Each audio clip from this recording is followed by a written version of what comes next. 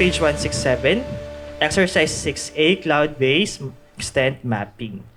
Okay, so na-discuss na po ito, no, about SAR, Google Earth Engine, and the previous steps. Now we'll proceed with loading the Google Earth Engine script. Okay, kindly copy this link, item 2.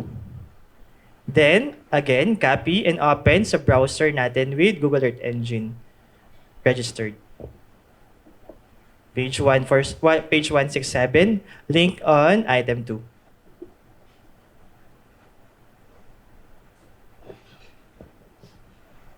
So, mabagal ang internet, pero let's wait for the file or the code to be loaded. Okay? So, kindly save din muna sa inyong repository. Save as. Yan.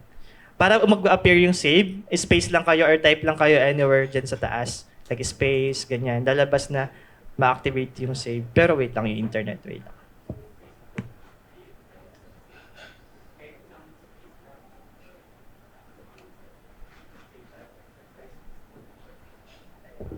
Ayan, so okay na, no?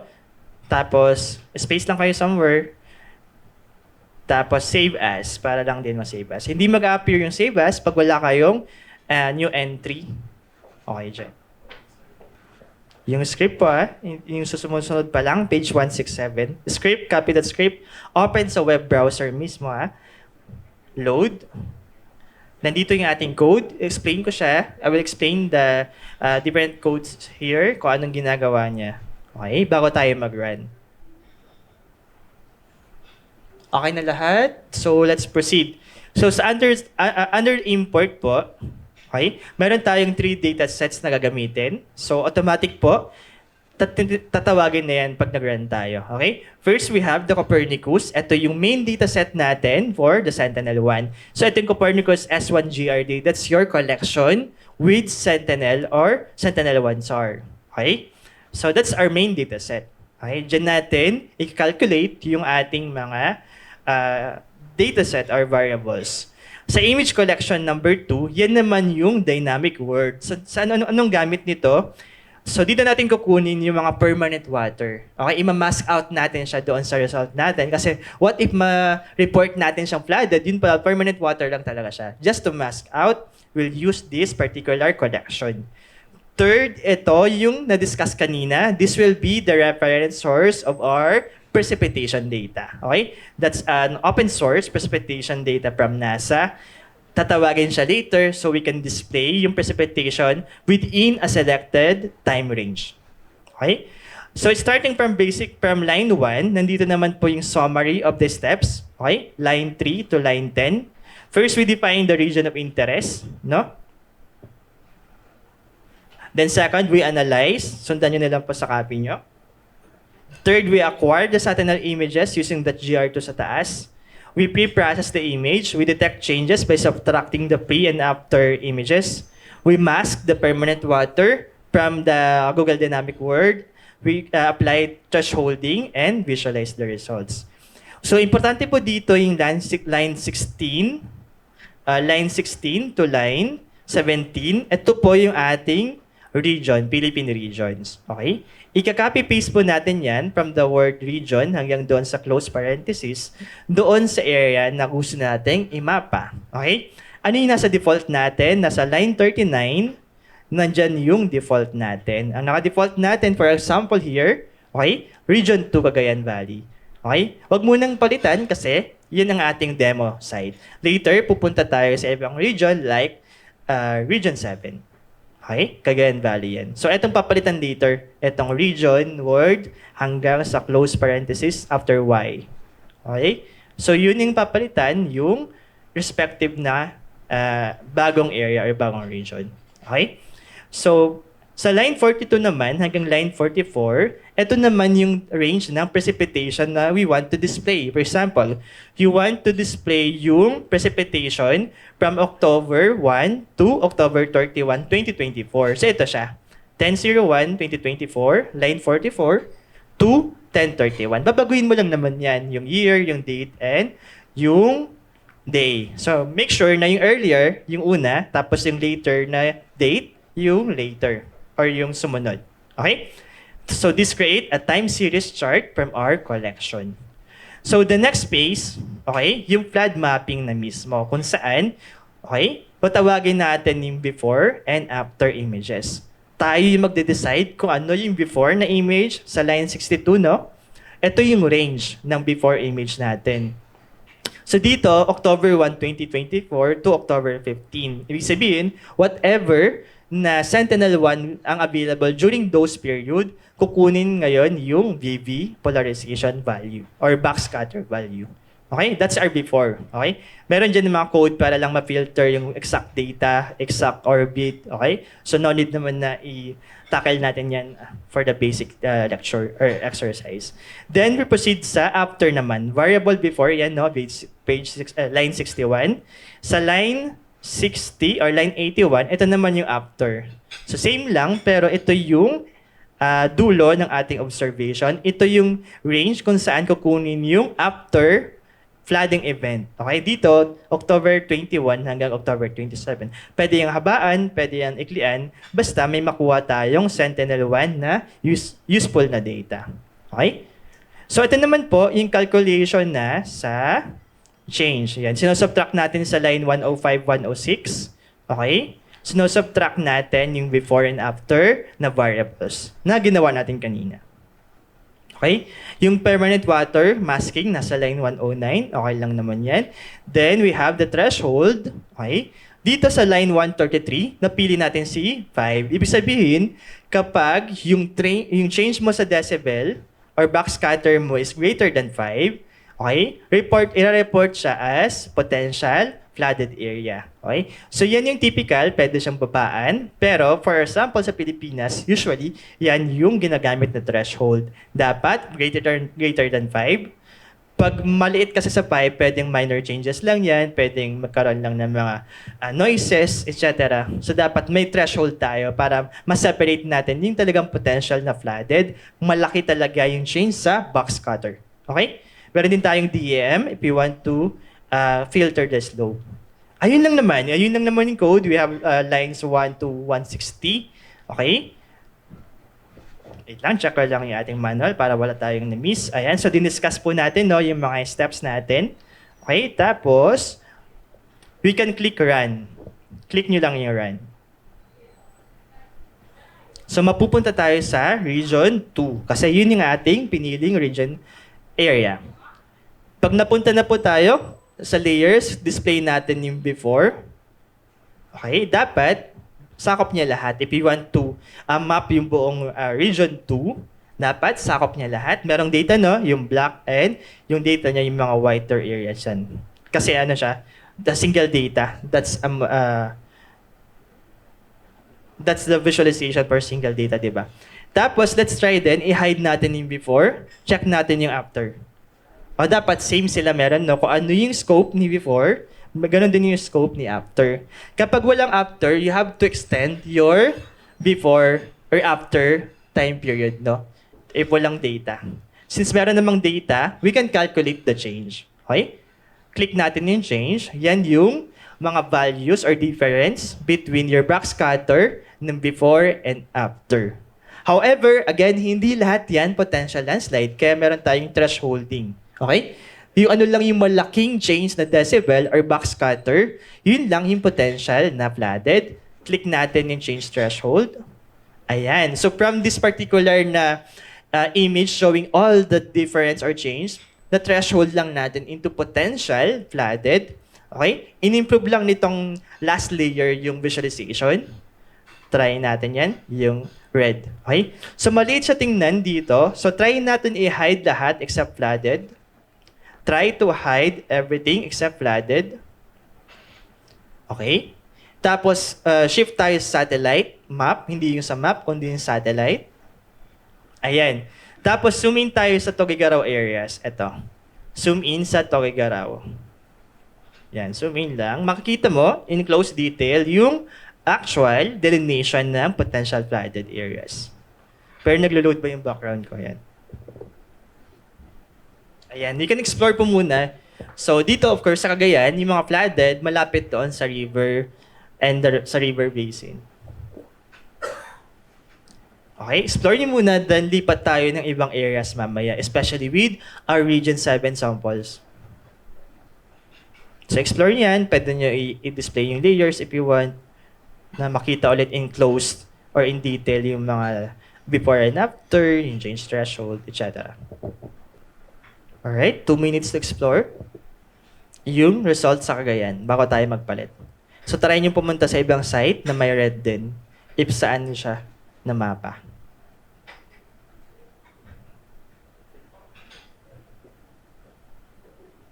So si PILSA, ito pong method ay actually former method siya talaga ng PILSA, especially kung ang meron ka lang is Sentinel-1. Pero currently, meron ding ibang data or method si PILSA like integration of AI. Pero hindi siya kayang ituro kasi talagang multiple data sets yun. Ito yung mas madaling ituro and still usable pa rin siya. Okay? Especially that Sentinel-1 ay free data from the Copernicus data program or Copernicus program. Tinatawag din natin siyang potential kasi, of course, for validation yon. Pero since tapos naman na itong event, okay, meron namang mga published report kung talagang saang barangays nagkaroon ng flooding. Pero if, for example, this week, gusto niyo i-mapa, kailangan i-validate pa rin yun on the ground. So this one, it will serve as initial rapid assessment of potential. So useful siya for LGU for rapid assessment and initial monitoring. For example, gusto mo i-validate on-site, alam mo na yung mga target na pupuntahan mo.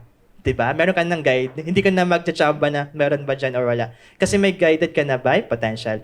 As long as may dumaan na Sentinel-1 during those period. Okay? Yung tapos na po, please proceed. Ito mahalaga, pumunta tayo sa page 175. Page 175. Yan po ay isang table. Okay? Detailed na po dyan yung guide. Okay? Kung saan ilalagay yung precipitation, may line na dyan. Before image, after image, lalagay mo yung date na yan. Threshold, papalitan lang. Usually 5, pero sa Cebu, binabaan natin yung threshold kasi mas mahirap makita yung differences kasi varying yung ating mga elevation and other factors. Okay? Yung 1 po, skip na natin yung 1 kasi yun yung ating demo area. We can proceed with line 2, ID 2 or sample 2 and sample 3. But if you want, if case ayaw nyo sa region 7, you can do also yung mga other regional samples. But yung target natin priority is to test yung local context data, number 2 and number 3. Okay po? Try po natin muna yung number 2, tapos mamaya kayo sa number 3. Okay po? Okay lang po? Try natin yung number 2, medyo demo assisted pa rin. Region 3, ay item 3, kayo na po yan mamaya. Okay? So, region 7 po yung nakalagay dito, no? So, papalitan natin siya ng, yung region 2 kanina, papalitan natin. Okay? So, punta tayo dun sa code natin. Hanapin natin yung list of region. Let's look for the list of region. Nakita po? So, region 7, Central Visayas, select natin yung text. Region 7, Central Visayas, just select the text. Nasa line 25 po yung region 7. Copy lang. Okay? From the R ng region hanggang sa close parenthesis. Okay? Pag nakopy na po, proceed tayo sa, ano sabi sa table? Line 39 yung regions. Line 39. So nasa column, column title yung line guide. So punta tayo sa line 39. Okay? Palitan lang natin yung Region 2, Cagayan Valley. Okay? Palitan natin ng kinopy natin. Ayan. So, dapat, meron pa rin siyang quotation, no? Hindi na-delete yung quotation before the region and after Visayas. Taas lang po yung kamay pag may question. Okay? Para di po tayo mahirapan, ang i-delete po natin yung exact na range na di ba po, kinopy natin start sa R hanggang close. Yun din po ang i-delete natin doon sa pagpapalitan natin para di tayo mahirapan. Ibig sabihin, hindi kasama yung quotation sa i-delete natin. Okay? So, tapos na yun po. Balik tayo sa table. So, ginagamit ko yung table kasi ito yung gagamitin nyo mamaya. Table code tayo, no? So, sa item 2, di ba, meron tayong range of sa precipitation. Yung 10-15-2025 to 11-30-2025. Hanapin natin si line 44, ipalit natin yan. Okay? Line 44. Ipalit natin yan. So, balik lang kayo sa table para makita nyo yung ipapalit. So, range yan. Range din yung palit. Okay? So edit nyo lang po yung, yung number. Huwag na i-copy yung 2 kasi may comma naman yan. Nasa item ID2 tayo na ID2. Yung information, nasa column yung line. So dito, 1015, di ba? 1015, 2025. Yung year, huwag kalimutan palitan. Tapos yung end ng range ay November 30, 2025. Ayan. So dapat malinaw yung mata, no? Para di tayo malito dyan. Then after that, proceed po tayo sa before image naman. Okay? Tapos na yung precipitation na palitan na. Before image naman, line 62 sabi sa column, ang ipapalit natin is ito. Yung October 20 hanggang October 30, 2025. Hanapin yung line 62. Palitan yung nandyan. October 20, 2025 hanggang October 30, 2025. Okay? Yan yung range na pagkukunan niya ng Sentinel-1 data within that particular range. So bakit yan? Kasi na pre-test na namin to, meron dyan na clear or usable na Sentinel-1. Okay? For example, you want to test it na wala kayong guide, you can just try and error. Trial and error yan. Expand nyo lang, extend nyo yung range if wala pa ring image, etc. Then we proceed na sa after image naman, nasa line 82 naman, ito naman po ang ipapalit. So madali lang, no? Ipapalitan lang naman yung dates natin. Line 82 para sa after image. Ang ipapalit naman ay November 5 to November 20, 2025.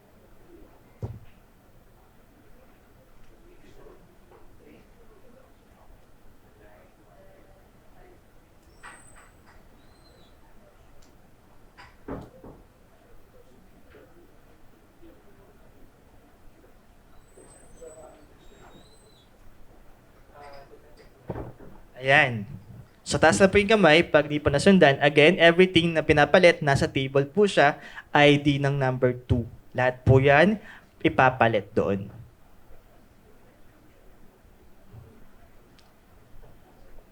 So, ang target natin na observation dito is Asturias, Cebu. Asturias, Cebu. Pero pwede yan naman sa buong Cebu, pero yun lang yung malapit sa river na na-detect natin sa satellite data.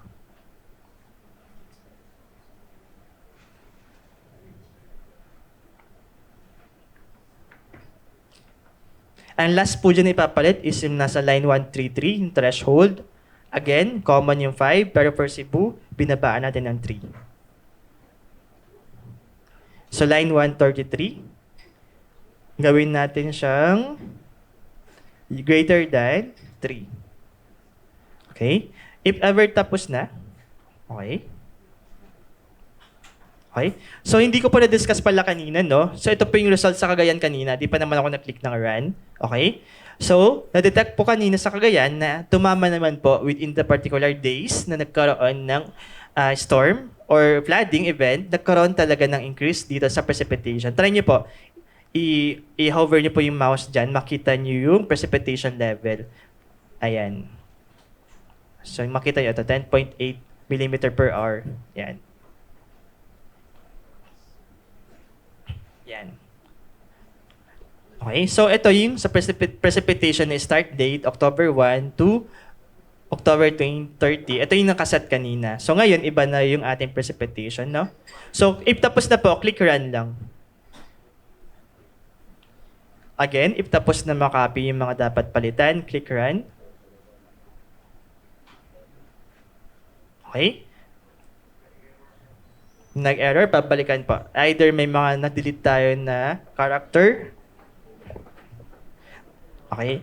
If tapos na, try to check po if may before and after image. Yun yung first step natin. May before and after Sentinel image. Dapat may block yan.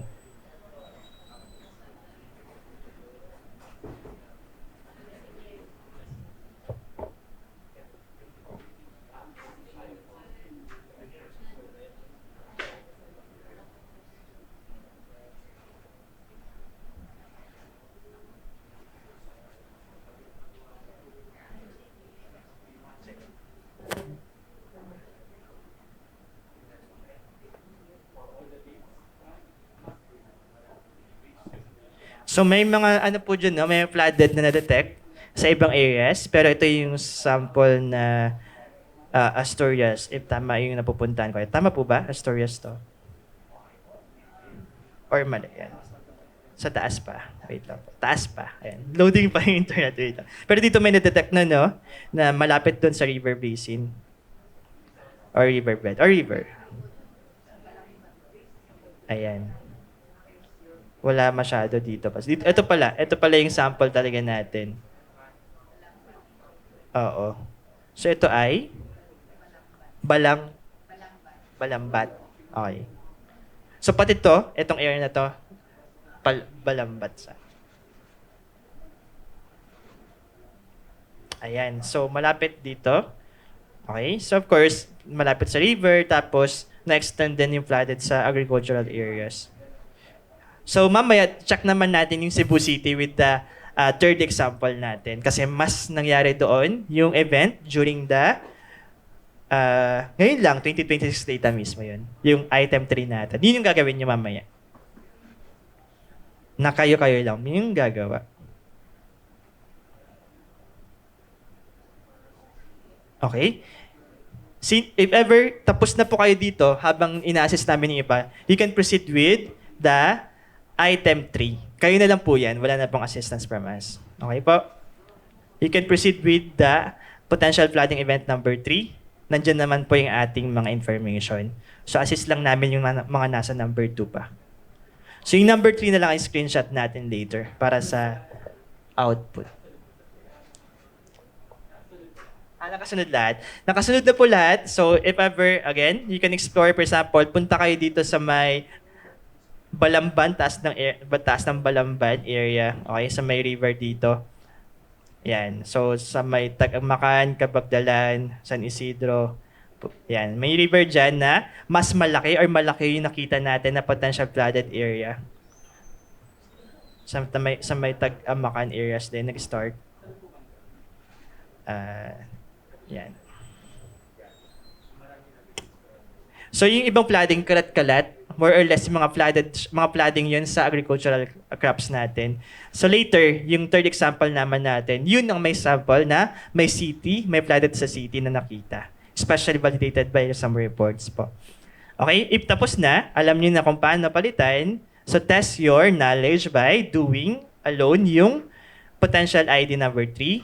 Bigyan namin kayo ng 10 minutes or 15 minutes to do that, kasama na yung screenshot. Okay? After that, you can zoom in mamaya sa Liloan, sa Cebu City. May mga flooding din sa Medellin, Cebu na na-detect during that particular example. Ito po ay recent lang, no? Ano po yung nangyari? Anong typhoon to? Tino, tama. Okay? So ito na po, 2026. So imagine, recent yung sample natin dito. So try natin. If hindi man na-trace lahat, at least may mga parts of flooded na madetect natin using the initial rapid assessment with Sentinel-1. So, proceed lang po kayo. Thank you.